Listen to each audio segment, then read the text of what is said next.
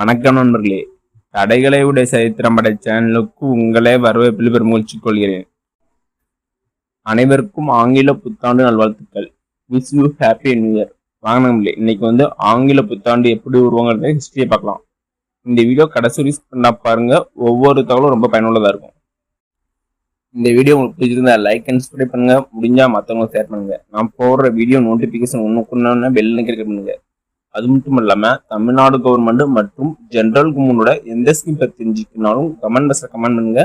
அப்புறம் வீடியோ அந்த ஸ்கீம் பத்தி நான் டீட்டா போடுறேன். நம்ம பின்பற்றி வந்த ரோமானிய காலண்டருக்கு முன்னாடி 10 மாதங்களே இருந்துச்சு. அதாவது இயருக்கு 10 மாதம் தான். அது மட்டும் இல்லாம ரோமானிய பேரரசர் மார்சியஸ் நினைவாக முதல் மாதமாக மார்ச் மாதம் தான் இருந்துச்சு. அதனால ஒவ்வொரு வருஷமும் மார்ச் 1ஆம் தேதி தான் ஆங்கில புத்தாண்டா கொண்டாடிட்டு இருந்தாங்க. அது மட்டும் இல்லாம நெக்ஸ்ட் ரோமானிய மன்னர் போம்பிலியஸ் இறுதியாக 2 மாதங்களே சேர்த்து மொத்தம் 12 மாதமாக மாற்றியமைத்தார். ஜனவரி பிப்ரவரி சேர்த்து மொத்தம் 12 மாதமாக மாற்றியமைத்தார். யாருன்னா ரோமானிய மன்னர் போம்பிலியஸ். நெக்ஸ்ட் மார்ச் மாதம் தான் ஒவ்வொரு ஒன்று தொடக்கமாக இருந்தது. அப்பயும் என்னது மார்ச் தான் ஒவ்வொரு ஆண்டும் தொடக்கமாக இருந்துச்சு. பின்னர் போம்பிலியஸ் மன்னர் சேர்க்கப்பட்ட ஜனவரி பிப்ரவரியிலிருந்து மாதங்களுக்கு முதல் 2 மாதங்களாக மாற்றியமைக்கப்பட்டது. யாருன்னா போம்பிலியஸ் ஜனவரி பிப்ரவரி தான் ஃபர்ஸ்ட் 2 மாதம் மாற்றி அமைத்தார். அன்று முதல் தற்போது வரை 12 மாதங்கள் வழக்கத்தில் உள்ளது.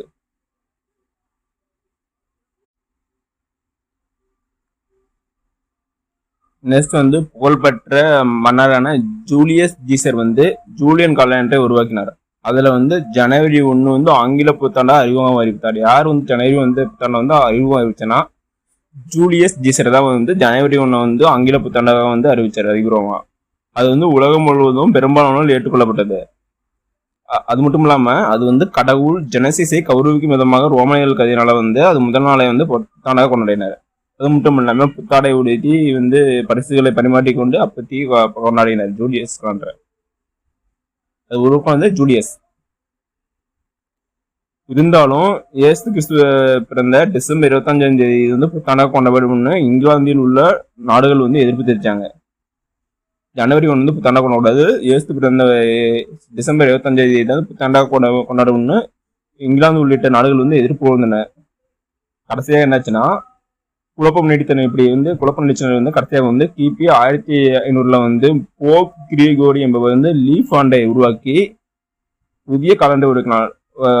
4 வருஷத்துக்கு ஒரு டைம் 366 நாள் அப்படிங்கிற மாதிரி உருவாக்கி லீஃப் ஆண்டை உருவாக்கி ஒரு புதிய காலண்டர் உருவாக்கினார். யாருன்னா போப் கிரிகோரி என்பவர் உருவாக்கினார்.